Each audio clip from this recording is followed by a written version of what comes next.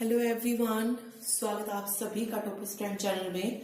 इस वीडियो में हम पढ़ेंगे कंप्यूटर का नेक्स्ट यूनिट क्लास 11th की प्रोग्रामिंग मेथडोलॉजी। ठीक है कि प्रोग्रामिंग की क्या क्या मेथड्स होते हैं, किस तरीके से प्रोग्राम बनाया जाता है, वो सारी चीजें हम इस वीडियो में सीखने वाले हैं। ओके, इसके साथ ही अगर आप जो है एनसीईआरटी कंप्यूटर की अगर पीडीएफ लेना चाहते हैं तो आप जो है इसके लिए लिंक दिया गया है, वहां जाके आप रजिस्टर कर सकते हैं, जिसमें आपको जो है एनसीईआरटी कंप्यूटर की जो है वो वीडियोस मिलेंगी जो पहले इंग्लिश में हो चुकी हैं और जो अभी हिंदी में हो रही हैं। साथ में जो 1000 एमसीक्यू हुए हैं वो भी जो है आपको साथ में मिल जाएंगे। ये 1000 रुपीज का है, लेकिन इसके साथ ही अगर आप एचएससी भी लेंगे तो वो आपको 1500 रुपए में मिल जाएगा, मतलब पूरा। अदरवाइज ये दोनों जो है अलग अलग 1000 के हैं, लेकिन दोनों साथ में लेते हैं तो वो आपको 1500 रुपए का मिल जाएगा। अगर कोई लेना चाहे पीडीएफ के लिए तो ले सकता है। चलिए अब शुरू कर रहे हैं हम प्रोग्रामिंग मेथडोलॉजी। तो इसमें देखिए दो टर्म्स हम यूज करते हैं। किसी भी प्रोग्राम को लिखने से पहले उसकी क्या लिखी जाती है? एल्गोरिथम लिखी जाती है। एल्गोरिथम एल्गोरिथम क्या होती है? एल्गोरिथम एक स्टेप बाय स्टेप प्रोसेस होती है। ठीक है, किसी भी प्रॉब्लम को सोल्व करने के लिए,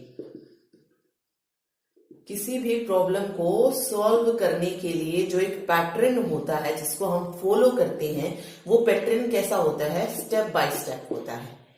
ठीक है, तो ये आ सकता है क्वेश्चन की किसी भी प्रॉब्लम को सोल्व करने के लिए फॉलो की गई स्टेप बाय स्टेप प्रोसेस क्या कहलाती है? तो उसको एल्गोरिथम बोला जाता है। ठीक है, क्या बोलेंगे? इसको एल्गोरिथम बोलेंगे। तो आप कह सकते हैं कि algorithm is a step by step process, step by step process of solving a well defined computational problem, well defined computational problem. ठीक है, इसमें देखिए एग्जाम्पल समझेंगे तो आप और अच्छे से समझ पाएंगे। जैसे कि एक एग्जाम्पल लेते हैं, रियल लाइफ का कोई एग्जाम्पल हम ढूंढते हैं। जैसे मैगी नूडल्स हो गया। ठीक है, सभी को आते होंगे बनाने। क्या प्रोसेस फॉलो करेंगे? सबसे पहला फर्स्ट स्टेप क्या होगा मैगी नूडल्स बनाने का? स्टार्ट। ठीक है, यही होगा फर्स्ट स्टेप। सेकेंड स्टेप क्या कहता है मैगी नूडल्स बनाने के लिए? एक पैन लेंगे, ठीक है, उसमें क्या डालेंगे? वाटर। Pan with water. एक पैन में क्या डालेंगे हम? वाटर डालेंगे। उसके बाद क्या करेंगे? उस पैन को किस पे रखेंगे? गैस पे, बर्नर पे। तो pan put on the burner. ठीक है, स्टार्ट की प्रोसेस। एक पैन लिया जिसमें हमने वाटर लिया, वो वाटर जो था पैन के उस पैन में जो वाटर था उसको हमने किस पे रखा? बर्नर पे रखा है। ओके, देन बर्नर पे रखने के बाद सबसे पहला काम क्या होगा? स्विचिंग ऑन द गैस, या burner switching on the gas, यानी कि गैस को जलाने का काम होगा अगला हमारा। फिफ्थ स्टेप क्या कहेगा? फिफ्थ स्टेप में क्या होगा? पुट मैगी, यानी कि उसमें हम क्या डालेंगे? मैगी को डालना पैन में, और जो भी मसाला डालना है आप वो डालेंगे। उसके बाद 2 मिनट के लिए उसे बॉईल होने देंगे, क्योंकि 2 मिनट में मैगी बन जाती है। ठीक है, कहा जाता है ऐसा। तो 2 मिनट जो है उसको उबलने देंगे। ठीक है, उसके बाद टेक ऑफ द पैन। वैसे बनती नहीं है 2 मिनट में, बट एक प्रोसेस हम बता रहे हैं कि उसको उबालना है। उसके बाद पैन को क्या करेंगे? मतलब नीचे उतारेंगे उससे। ठीक है, पैन को हमने नीचे उतार लिया गैस से। उसके बाद 8th स्टेप क्या होगा? Take out the Maggi with the help of spoon. ठीक है, जितनी भी मैगी होगी उसको हम निकाल लेंगे स्पून की हेल्प से। 9th स्टेप में उस मैगी को हम किस में डालेंगे? प्लेट में डालेंगे। देन उसके बाद प्रोसेस को स्टॉप कर देंगे। तो ये पूरी प्रोसेस है मैगी नूडल्स को बनाने के लिए। लेकिन मुद्दा क्या है? ये जो प्रोसेस है ये हमने चलाई स्टेप बाय स्टेप। तो ये जो प्रोसेस हुई इसको क्या बोला जाता है? एल्गोरिथम। सेम जो है प्रोग्रामिंग लैंग्वेज में ऐसा ही होता है कि किसी भी प्रोग्राम के लिए जब हम एक step by step process follow करते हैं उसको एल्गोरिथम बोला जाता है। ठीक है, क्या बोलते हैं उसको? एल्गोरिथम बोलते हैं। ठीक है, चलिए एल्गोरिथम तो हो गया। अब बात आती है फ्लो चार्ट की। ये तो हो गया। अगर आपसे पूछा जाए स्टेप बाय स्टेप प्रोसेस क्या है तो वो एल्गोरिथम है। अब हमने ये प्रोसेस बना ली। अब इसको हमें अगर डायग्रामेटिक रिप्रेजेंटेशन में शो करना है, किसी डायग्राम के उसमें शो करना है इस प्रोसेस को, तो उस चीज को बोलते हैं फ्लो चार्ट। क्या बोलेंगे इसको? फ्लो चार्ट उसको बोला जाएगा। यानी कि आप कह सकते हैं कि फ्लो चार्ट जो होती है वो क्या होती है, जो भी स्टेप बाय स्टेप प्रोसेस होती है एल्गोरिथम की, उसको जब हम सिंबल की फॉर्म में या कह लीजिए डायग्रामेटिक रिप्रेजेंटेशन की फॉर्म में शो करते हैं, उसको फ्लो चार्ट कहते हैं। फ्लो चार्ट में क्या होता है, सिंबल की फॉर्म में ये जो है शो किया जाता है। तो फ्लो चार्ट के लिए कुछ सिंबल्स यूज करते हैं, जैसे मैंने आपको लिखा ना कि हमने मैगी बनाने शुरू की तो हमने स्टार्ट किया, तो स्टार्ट के लिए हम सबसे पहले इस चीज का यूज करते हैं। तो देखिए यहाँ पे अलग से दिखा देते हैं, वेट। अगर मुझे कोई प्रोसेस मतलब डायग्रामेटिक रिप्रेजेंटेशन जब मैं शो कर रही हूँ किसी भी एल्गोरिथम की, तो सबसे पहला स्टेप क्या होता है मेरा? स्टार्ट। इस स्टार्ट को किससे शो करूंगी मैं? इस तरीके से, ठीक है। स्टार्ट हो या स्टॉप हो, लास्ट में स्टॉप भी होता है, तो स्टार्ट भी इसी से होगा और स्टॉप भी जो है इसी से होगा। ओके, फिर मुझे कोई इनपुट या आउटपुट देनी है। इनपुट पहले मैं इनपुट ही दूंगी तभी आउटपुट मिलेगी, तो उसके लिए ये यूज करेंगे। तो इनपुट आउटपुट के लिए इस तरीके से सिंबल यूज किया जाएगा। प्रोसेसिंग है तो सिंपल ऐसे स्क्वायर, ठीक है। प्रोसेसिंग के लिए ये हो जाएगा, ये थोड़ा सा टेढ़ा जाएगा इनपुट और आउटपुट के लिए। उसके बाद एक डिसीजन बॉक्स और होता है। डिसीजन बॉक्स, इसका मतलब क्या होता है? मान लीजिए मुझे क्या डालनी है, कंडीशन डालनी है प्रोग्राम में। कंडीशन की मुझे ये वैल्यू जो है 5 से ग्रेटर चाहिए, जो वैल्यू मुझे 6 से ग्रेटर, वो वाले डिसीजन बॉक्स के लिए। तो ये डिसीजन बॉक्स होता है कुछ इस तरीके से डायमंड की फॉर्म में। इसमें हम कंडीशन को पुट करते हैं। एक होता है फ्लो ऑफ कंट्रोल दिखाना कि हमें कहां से कहां पर जाना है। जैसे स्टार्ट से मुझे इनपुट पे जाना है, देन मुझे कंडीशन पे जाना है, उसके लिए होती है ये इस तरीके से एरो का साइन, जिसको फ्लो ऑफ कंट्रोल बोला जाता है। ठीक है, कि प्रोग्राम का फ्लो जो है कहां पर हो रहा है वो बताना है कि अब हमें यहां पर जाना है। एक होता है कनेक्टर। क्या ये होता है? कनेक्टर। कनेक्टर को हम इस तरीके से सर्कल से जो है डिनोट करते हैं। ठीक है, तो एग्जाम्पल हम देखेंगे, लेकिन उससे पहले हम जो है कंट्रोल स्ट्रक्चर देखते हैं। उसके बाद हम देखेंगे एल्गोरिथम और फ्लो चार्ट का एक एग्जाम्पल, और उसे सिंबल की फॉर्म में किस तरीके से रिप्रेजेंट किया जाएगा। ओके, तो पहले हम कंट्रोल स्ट्रक्चर पढ़ लेते हैं कि कंट्रोल स्ट्रक्चर क्या होते हैं। देखिए,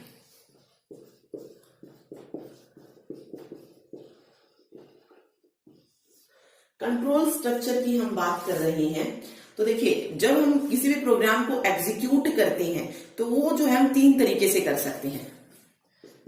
कंट्रोल स्ट्रक्चर क्या होता है? प्रोग्राम को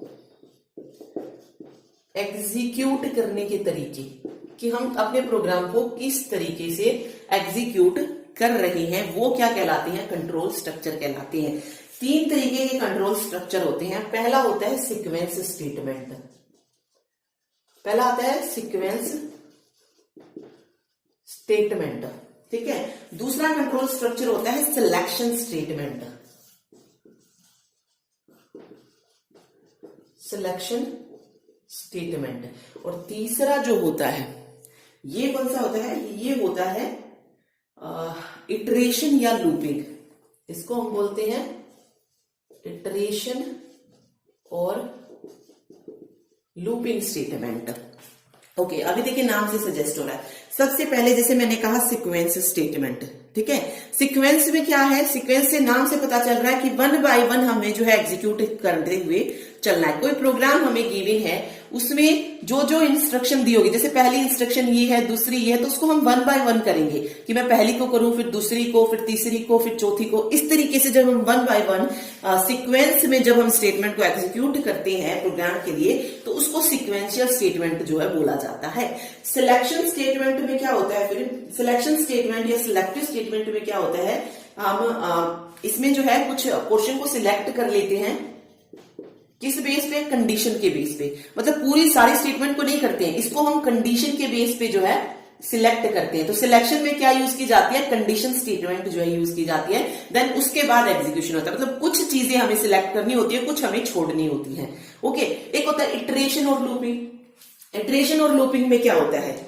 इटरेशन और लूपिंग में देखिए कुछ स्टेटमेंट्स जो होती है जब हमें बार बार अगेन एंड अगेन एग्जीक्यूट करने, मतलब मेरे पास दो स्टेटमेंट है और मैं इनको बार बार एग्जीक्यूट करना चाहती हूँ, ठीक है।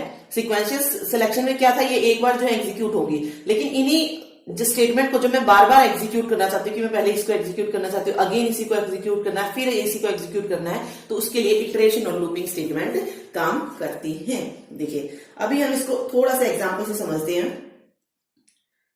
सबसे पहले जैसे सीक्वेंस स्टेटमेंट का एक एग्जांपल देखते हैं।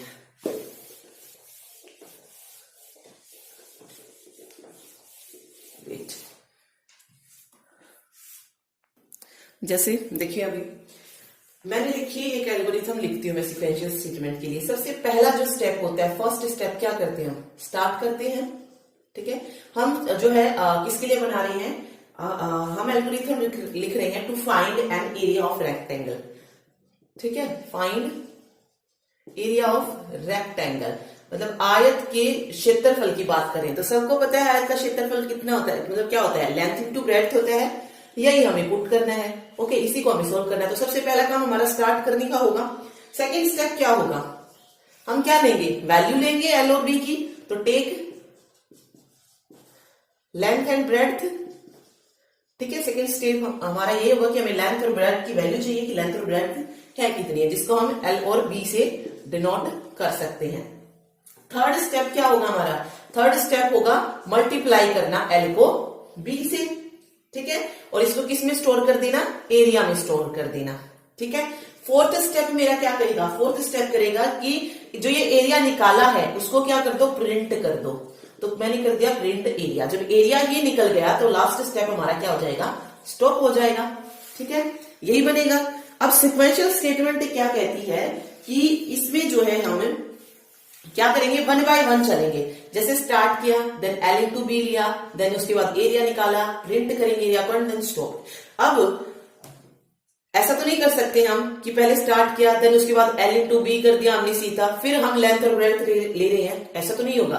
तो ऑब्वियस है इसमें हम क्या चलेंगे, वन बाय वन एक एक चीज को एग्जीक्यूट करते हुए चल रहे हैं। तो ये हमारी सिक्वेंशियल स्टेटमेंट हो जाएगी जब हम एक सीक्वेंस में जो है सारी जितनी भी हमारी स्टेटमेंट्स है उनको एग्जीक्यूट करते हुए जाएंगे, ओके।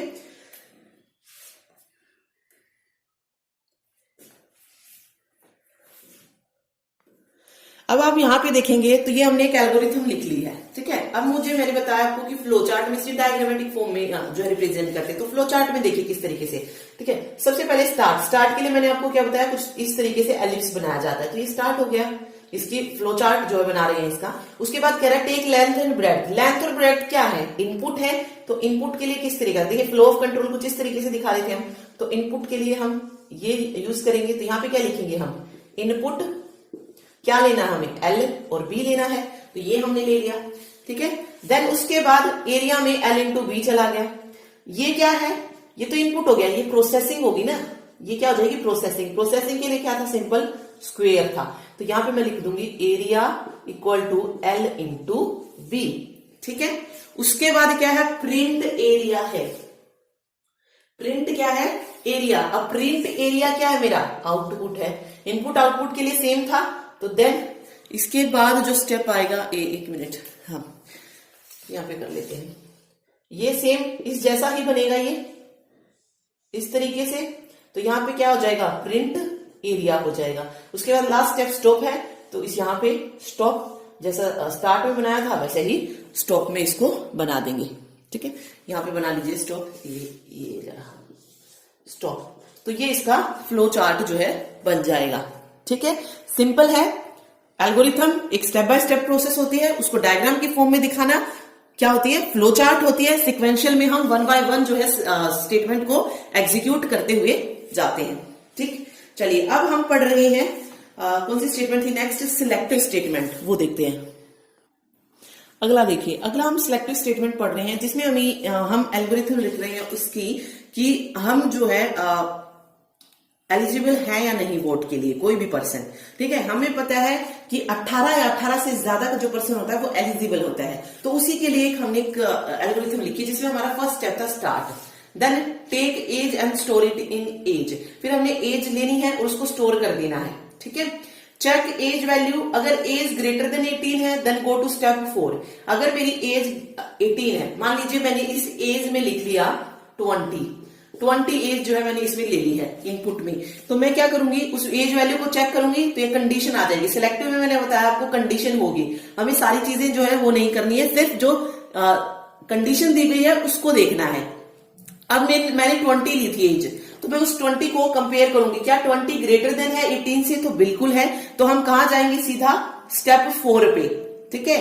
अगर ऐसा नहीं होता है तो हम स्टेप 5 पे जाएंगे, लेकिन अभी है ऐसा कि 20 बड़ा है 18 से, तो हम क्या प्रिंट करेंगे, एलिजिबल टू वोट, ठीक है, एंड गो टू स्टेप 6, और यहां से हम सीधा 4th से 6th पे चले जाएंगे। हमने प्रिंट मतलब 5th को एग्जीक्यूट नहीं किया है स्टेटमेंट को, ठीक है, 5th को एग्जीक्यूट नहीं किया। सेम अगर मैंने इस 20 की जगह मान लीजिए मैंने लिखा होता 17, जो एज की वैल्यू ली मैंने, अगर वो मैंने 17 एज ले ली थी, तो क्या 17 ग्रेटर देन है 18 से, नहीं है, तो हम स्टेप 4 पे ना जाके हम कहां पहुंच जाते, स्टेप 5 पे, और प्रिंट करवा देते not eligible to vote, and then उसके बाद स्टॉप। यहां पे कौन सी कंडीशन को एग्जीक्यूट नहीं किया गया, मतलब किस स्टेटमेंट को एग्जीक्यूट नहीं किया गया, तो 4th को नहीं किया गया है, यानी कि सिलेक्टिव में हर एक स्टेटमेंट को एग्जीक्यूशन नहीं मिलता है, ठीक है, कुछ सिलेक्टिव स्टेटमेंट को ही मिलता है। तो यही बताना था कि सिलेक्टिव यही होता है, ओके, इसमें हर एक स्टेटमेंट एग्जीक्यूट नहीं होती है, ठीक है।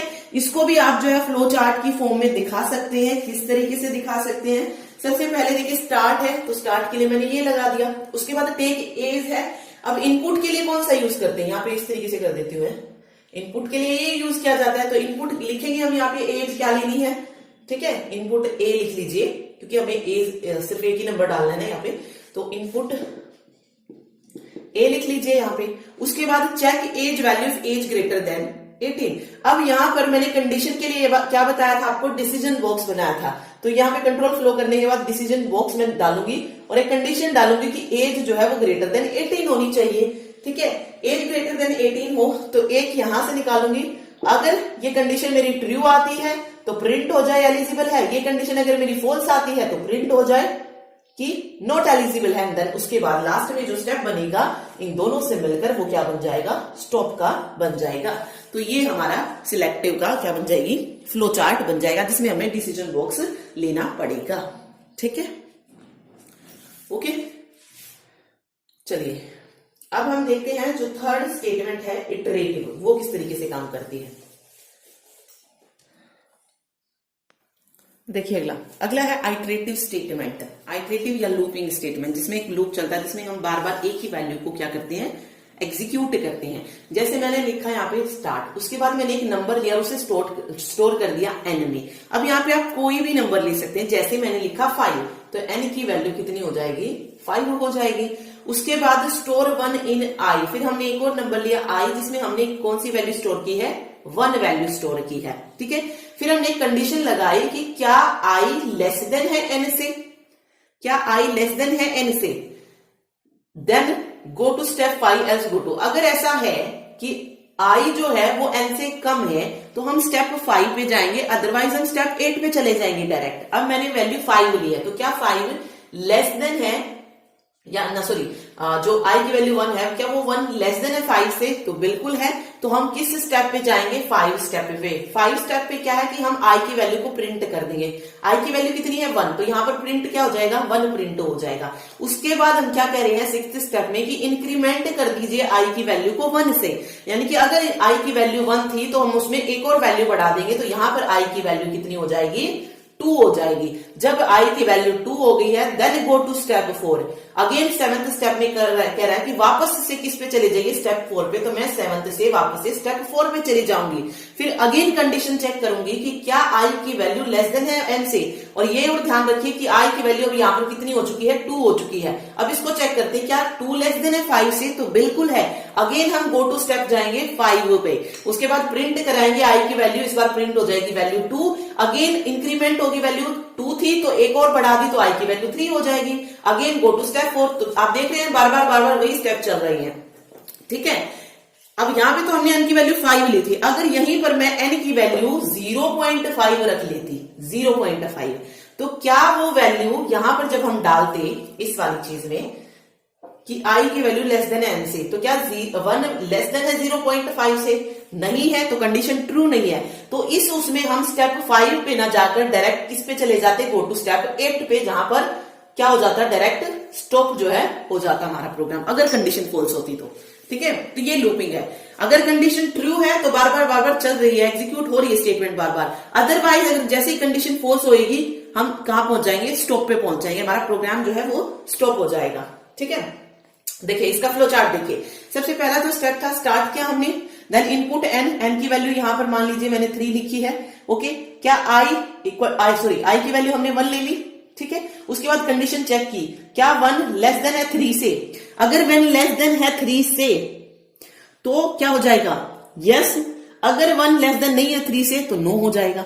ठीक है, वही अगर मैं 0.5 लेती तो 1 जो है लेस नहीं होता 0.5 से, तो हम नो पे चले जाते और डायरेक्ट स्टेप स्टॉप हो जाता। लेकिन अब हमने 3 वैल्यू ली है, तो हम यहां पे देखते हैं, क्या 1 लेस देन है 3 से? तो बिल्कुल सही है, तो यस हो गया। देन प्रिंट आई को मैंने प्रिंट कर दिया, आई की वैल्यू 1 होगी। उसके बाद हम क्या करेंगे, डायरेक्ट यहां पर पहुंच जाएंगे। ठीक है, क्योंकि यहां पर इंक्रीमेंट हो चुकी है, इंक्रीमेंट करनी हमें वैल्यू को, इंक्रीमेंट होने के बाद आई की वैल्यू 2 हो गई है। देन अगेन चेक करेंगे 2 लेस देन 3 है, तो बिल्कुल है। देन अगेन प्रिंट करेंगे, फिर 3 लेस देन 3। अब 3 लेस देन 3 पे देखिए, ये क्या कंडीशन सेटिस्फाई हो रही है, नहीं हो रही। जब ये कंडीशन सेटिस्फाई में नहीं हो रही है तो यस पे जाके हम कहां पे चले जाएंगे, नो पे चले जाएंगे और हमारा प्रोग्राम की एग्जीक्यूशन स्टॉप हो जाएगी। ठीक है, तो ये होता है लूपिंग का कंसेप्ट, जो आगे जैसे आप सी लैंग्वेज पढ़ते हैं या C++ पढ़ते हैं, उनमें जो है आपको काम देगा।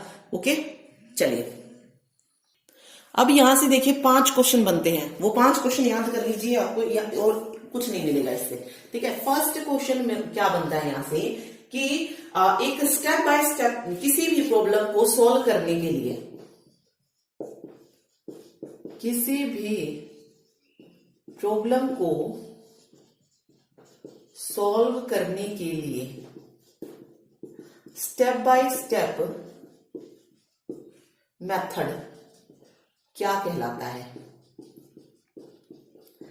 इंग्लिश में क्या बोलेंगे इसको, a step by step method for solving a problem using English language. ठीक है, एक और याद रखिए, using English language. English language ही हमने यूज की, पूरा अच्छे से लिखा, स्टार्ट देन इनपुट। तो यूजिंग इंग्लिश लैंग्वेज भी अगर पूछते हैं आपसे तो कौन सी हो जाएगी, एल्गोरिथम हो जाएगी।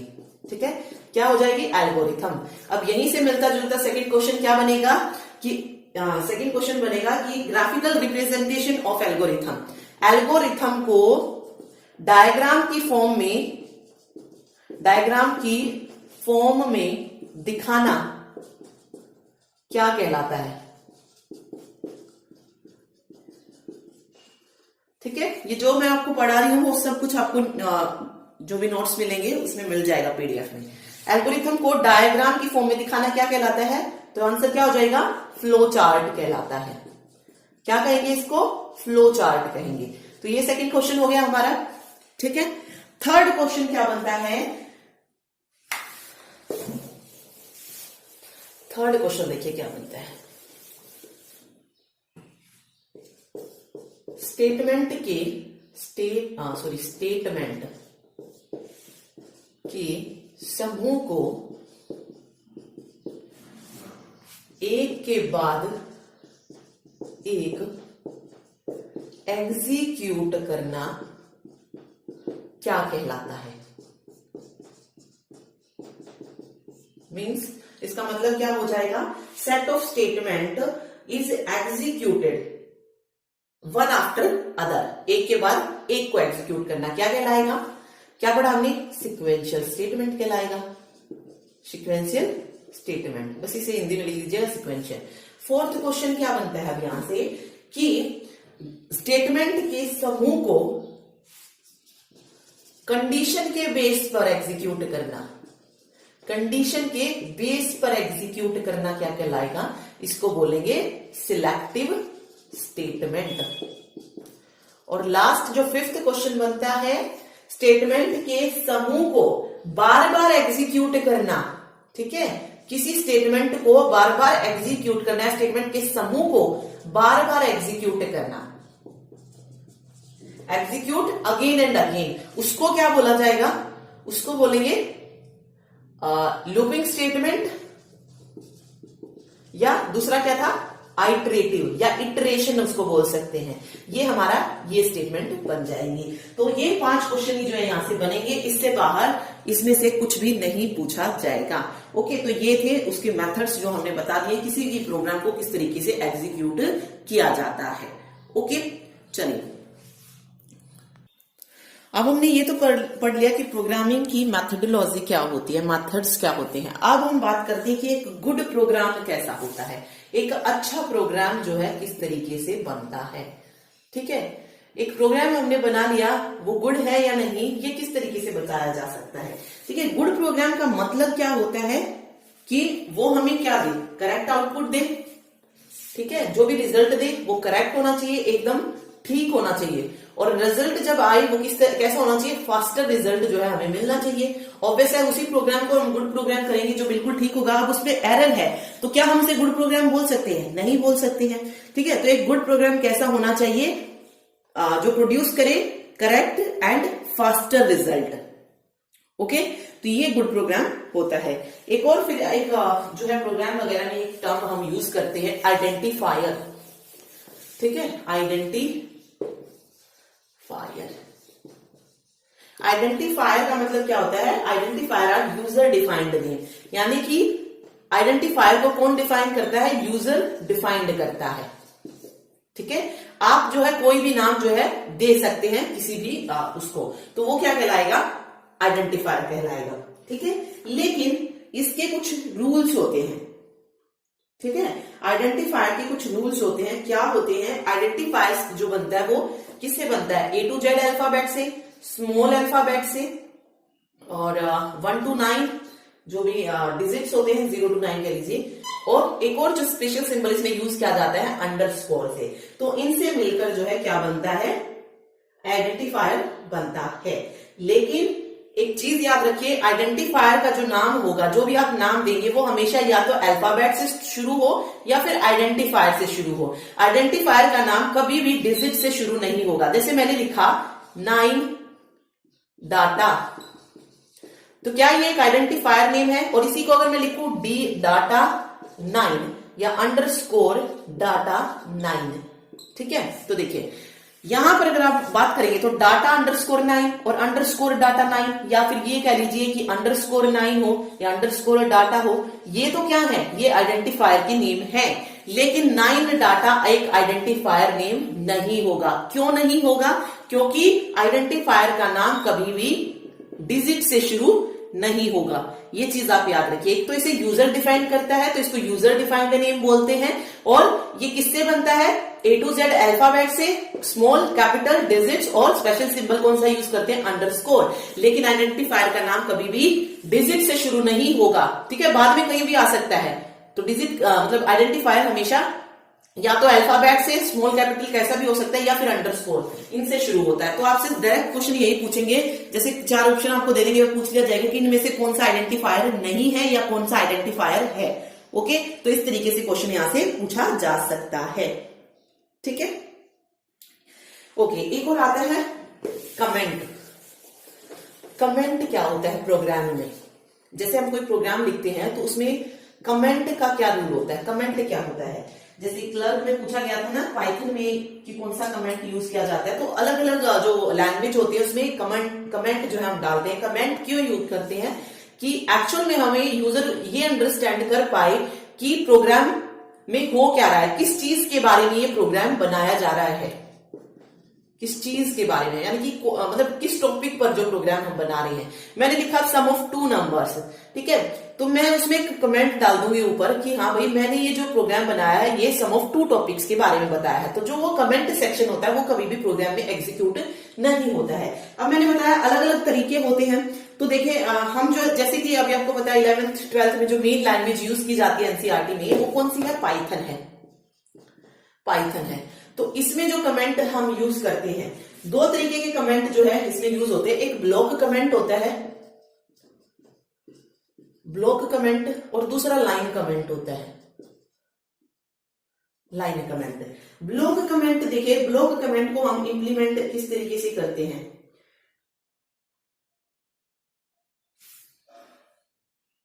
ब्लॉक कमेंट जो होता है ना, कुछ ये तीन ये डाल के और उनके बीच में ये, ठीक है, but block comment come use किया जाता है। लाइन कमेंट की अगर आप बात करें तो ये हैश, ये इस तरीके से, ठीक है, ये लाइन कमेंट होता है। इसी को जो है आप ये जो आप देख रहे हैं लाइन कमेंट डालने का, ये सी लैंग्वेज में क्या यूज किया जाता है, हेडर फाइल के साथ यूज किया जाता है, हैश इंक्लूड stdio.h। लेकिन पाइथन में ये कमेंट डालने के लिए यूज किया जाता है, ठीक है। तो दो कमेंट याद रख लीजिए, ब्लॉक कमेंट ये हो जाएगा और लाइन कमेंट ये हो जाएगा, ठीक है। क्लर्क में जो पूछा गया था वो लाइन कमेंट पूछा गया था कि पाइथन में कौन सा कमेंट जो है सेक्शन यूज किया जाता है कमेंट डालने के लिए। ओके,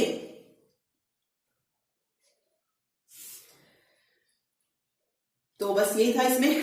कमेंट मैंने बता दिया किस लिए होता है, ये जानने के लिए कि उस प्रोग्राम में क्या हो रहा है, किस चीज के बारे में वो प्रोग्राम बनाया गया है, ठीक है। चलिए अब बात आती है गुड प्रोग्रामिंग की कैरेक्टरिस्टिक्स क्या है।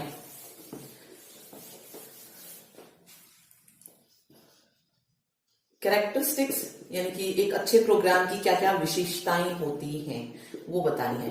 तो सबसे पहले आती है फ्लेक्सिबिलिटी, ठीक है। फ्लेक्सिबिलिटी का मतलब क्या होता है कि अगर हम कोई प्रॉब्लम आती है प्रोग्राम में तो हम उसको इजीली डिटेक्ट कर पाए, उसके लिए हमें पूरे प्रोग्राम को अगेन रीराइट ना करना पड़े, ठीक है, हम उसको इजीली क्या कर पाए, सॉल्व कर पाए अगर कोई प्रॉब्लम आती है तो। सेकंड क्या होना चाहिए, यूजर फ्रेंडली होना चाहिए। यूजर फ्रेंडली का मतलब क्या है कि इस लैंग्वेज में होना चाहिए कि यूजर उसको इजीली समझ पाए, ठीक है। The program that can be easily understood by a beginner is called user friendly. Third क्या है, पोर्टेबिलिटी।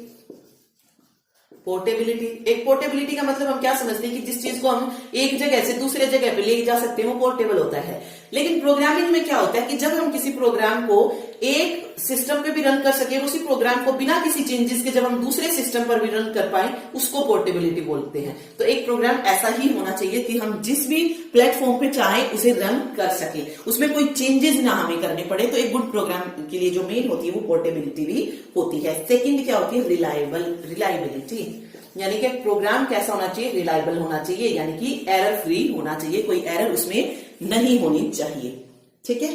तो ये मेन हमने इसके बारे में पढ़ लिए हैं।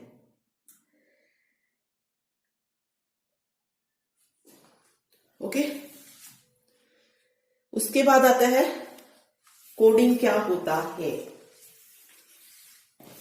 कोडिंग एक टर्म आती है मेथड में ही, कोडिंग।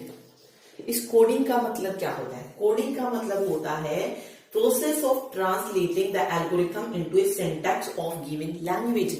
जो एल्गोरिथम उसको जो भी प्रोग्रामिंग में हम कर रहे हैं उसके जो सिंटैक्स हैं, उनके साथ उनको क्या करना, ट्रांसलेट करना कोडिंग कहलाता है, ठीक है। तो ये कोडिंग होता है। फिर एक एरर आता है, एरर। अब ऑब्वियस है प्रोग्राम बना रहे हैं तो एरर्स तो आ जाती हैं, लेकिन एरर भी अलग अलग टाइप की होती है, ठीक है। एरर जो होती है तीन टाइप की होती है। एक सिंटैक्स एरर होती है, सिंटैक्स एरर, दूसरी लॉजिकल एरर होती है, और तीसरी जो बनती है वो रन टाइम एरर होती है। यानी कि जब हम प्रोग्राम को रन करते हैं उस टाइम पर जो एरर हमें मिलेगी उसको रन टाइम एरर बोल दिया है। ओके, देखिए सिंटैक्स एरर कौन सी होगी, हमें पता है हर एक लैंग्वेज जो है प्रोग्रामिंग लैंग्वेज उसके कुछ अपने रूल्स एंड रेगुलेशंस होते हैं। जब कुछ रूल्स होते हैं कि जिसके अकॉर्डिंग हमें चलना पड़ता है। रूल्स का मतलब क्या है कि कुछ सिंटैक्स होते हैं, अगर मैंने उस प्रोग्रामिंग लैंग्वेज में वो नहीं लगाई। ओके, जैसे मैं सी लैंग्वेज का एक एग्जांपल लेती हूँ कि सी लैंग्वेज में हर एक स्टेटमेंट जो होती है वो सेमीकोलन से जो है एग्जिट होगी, मतलब सेमीकोलन पे हमें उसे खत्म करना पड़ेगा। लेकिन मैं उन स्टेटमेंट्स में अगर सेमीकोलन ना लगाऊं, ठीक है, उस सिंटैक्स का मैंने यूज नहीं किया, तो वो क्या हो जाएगी, सिंटैक्स एरर हो जाएगी, ठीक है। फॉर एग्जाम्पल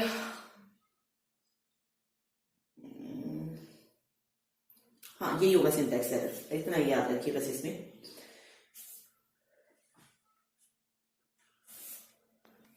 सेकंड आती है लॉजिकल एरर। सिंटैक्स तो मैंने आपको बता दिया, कोई साइन अगर हम अलग लगा दें उसमें, ठीक है, जैसे मैंने सेमीकोलन की जगह सिर्फ कोमा का यूज कर लिया या किसी और साइन का यूज कर लिया, तो इस तरीके की जो एरर होती है उसको सिंटेक्स एरर बोलते हैं। लॉजिकल एरर कब शो होती है? लॉजिकल एरर हमें रन टाइम पे शो होती है, ठीक है, कि जिनसे हम कोई वैल्यूज जो है निकाल ही ना पाए, ठीक है। लॉजिकल एरर कौन सी होती है? एक ऐसा सोर्स कोड जो हमने सोर्स कोड बनाया है उसे इनकरेक्ट लिख दिया। फॉर एग्जाम्पल, जैसे मैंने लिखा कि ए की वैल्यू मैंने 100 ले ली है, ठीक है, और यहाँ पे लिख लिया मैंने कंडीशन डाली वाइल में कि ए जो है वो लेस देन जो है 10 से है, लेस देन 10 है, और ए में a+1 कर दीजिए और प्रिंट करवा दीजिए ए, ठीक है, ये मैंने आप डाला है। अब आप देखिए क्या ये सोर्स कोड सही है? मैं यहाँ पे कह रही हूँ कि a की वैल्यू 100 है, लेकिन कंडीशन में डाल रही हूँ कि a लेस देन है 10 से।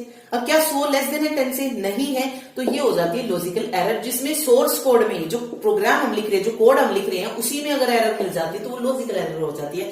फिर आता है कि लॉजिकल एरर शो कब होती है? तो रन टाइम, जब हम प्रोग्राम को एग्जीक्यूट करने के लिए रन करते हैं उस टाइम पर लॉजिकल एरर शो होती है, ठीक है। लास्ट इसमें रन टाइम एरर है। रन टाइम एरर होता है abnormal termination of a program, ठीक है, during running time. Running time पे जो क्या कहते हैं टर्मिनेशन होता है प्रोग्राम को, उसको हम बोलते हैं रन टाइम एरर, ठीक है। अब देखिए यहाँ पे जो मेनली रन टाइम एरर का जो ऑप्शन आता है वो आता है डिवीजन बाय 0। मान लीजिए किसी प्रोग्राम में मैंने लिख दिया कि डिवीजन बाय 0, तो ये हमें कब शो होगा?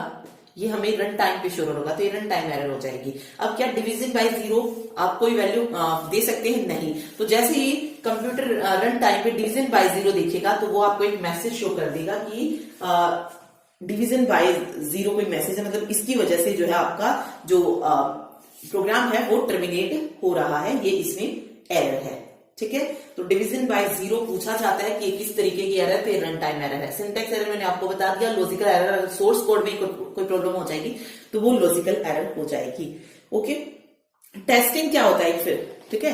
अब प्रोग्राम बना रहे हैं तो सारी चीजें पता होनी चाहिए। देखिए प्रोग्राम में टेस्टिंग का मतलब क्या होता है? टेस्टिंग का मतलब होता है हर एक इंस्ट्रक्शंस को चेक करना। अब टेस्टिंग का मतलब आप रियल लाइफ में भी देखेंगे तो वैसे हर एक चीज को अच्छे से चेक करना, तो सेम टेस्टिंग का प्रोग्राम में होता है कि हर एक इंस्ट्रक्शन को हमें अच्छे से चेक करना होता है। तो programming testing means running the program, executing all instruction and testing the logic by entering simple data in order to check the output. यानी कि सब कुछ चेक करना क्या कहलाता है? टेस्टिंग कहलाता है। एक और पूछा जाता है कि एरर को फाइंड करना, एरर को फाइंड करना यानी कि एरर को ढूंढना और उसे करेक्ट करना क्या कहलाता है? करेक्ट करना क्या कहलाता है? तो इस प्रोसेस को डीबगिंग बोला जाता है, डीबगिंग। एक और पूछते हैं कि कंप्यूटर में एरर को किस नाम से जानते हैं? तो एरर को बग कहा जाता है। एरर को क्या कहा जाता है? बग, ठीक है। और उसी बग को ढूंढना और उसे करेक्ट करना प्रोसेस क्या कहलाती है? डीबगिंग कहलाती है। ये छोटी छोटी टर्म्स जो है आप याद रखिए, इसको क्या बोलेंगे? डीबगिंग बोला जाएगा, ठीक है। अब आपसे देखिए क्वेश्चन देख लेते हैं यहां से कि क्या क्या क्वेश्चन जो है यहां से बन सकते हैं। सबसे पहला आएगा कि वो नाम जो यूजर डिफाइन करता है, यूजर डिफाइन करता है, मतलब यूजर जो नाम देता है उसको क्या बोलते हैं? तो उसको क्या बोलते हैं? आइडेंटिफायर्स बोला जाता है उसको, ठीक है। क्या बोला जाएगा? आइडेंटिफायर बोला जाएगा, ठीक, ओके। देन आता है कि प्रोग्राम को करेक्ट करना क्या कहलाता है? प्रोग्राम को करेक्ट करना या कह लीजिए करेक्टिंग द प्रोग्राम कोड, उसको क्या बोलेंगे? डीबगिंग बोला जाएगा। अभी बताया मैंने आपको, डीबगिंग बोलेंगे। देन कोई एल्गोरिथम जिसको हम ट्रांसलेट करते हैं प्रोग्रामिंग लैंग्वेज में, मैंने बताया था आपको कि एल्गोरिथम को प्रोग्रामिंग लैंग्वेज में ट्रांसलेट करना क्या कहलाएगा? कोडिंग कहलाएगा। क्या कहलाएगा? कोडिंग कहलाएगा। ये सारे क्वेश्चन ऐड कर दिए जाएंगे। चलिए अगला पूछ सकता है आपसे कि अगर आपको जो है रूल से रिलेटेड कोई एरर आती है प्रोग्राम में, रूल्स के से रिलेटेड, उसको कौन सी एरर बोलेंगे? तो उसको सिंटैक्स एरर बोला जाएगा। क्या बोलेंगे? सिंटैक्स एरर, ठीक है। अगर किसी कोड में कोई प्रॉब्लम है, सोर्स कोड ही हमारा गलत है, तो वहां पे कौन सी एरर? लॉजिकल एरर हो जाएगी, ठीक है। और रन टाइम पे जो एरर होती है और आपका प्रोग्राम अपने आप टर्मिनेट हो जाता है, वो रन टाइम एरर हो जाती है, जैसे डिवीजन बाय 0 हो जाएगा, ठीक है। एक और चीज, एक टर्म जो हम भूल गए, एक्सप्रेशन क्या होता है? एक्सप्रेशन होता है कॉम्बिनेशन ऑफ ऑपरेटर, यानी कि जो ऑपरेटर, ऑपरेंड और कांस्टेंट, इन तीन से मिलकर बनता है। ऑपरेटर कौन से होते हैं? जैसे आप प्लस, माइनस, मल्टीप्लाई, डिवीजन, ये देखते हैं ना, ये सारे ऑपरेट होते हैं। ऑपरेंड में जैसे ए, बी, सी, ये ऑपरेंड होते हैं। जैसे ये कॉम्बिनेशन लिखा मैंने ए प्लस बी, तो ये मेरा क्या है? ये एक्सप्रेशन है। ठीक है, तो आपसे क्वेश्चन पूछा जाएगा combination of operator, operand and constant is called, तो उसको बोल देंगे एक्सप्रेशन। ठीक है, तो ये मेन क्वेश्चन जो यहां से बनते थे हमने देख लिए हैं। ठीक है, तो ये था आज का लेक्चर। नेक्स्ट में हम शुरू करेंगे पाइथन के बारे में पढ़ना। पाइथन इंपॉर्टेंट है, एसआई के लिए तो बहुत इंपॉर्टेंट है, क्योंकि वहां से क्वेश्चन जो था प्रोग्रामिंग से रिलेटेड जरूर पूछा जाएगा, तो साथ साथ प्रोग्राम भी देखेंगे। मिलते हैं नेक्स्ट वीडियो में। वीडियो अच्छी लगे तो लाइक जरूर कीजिएगा। Thank you so much.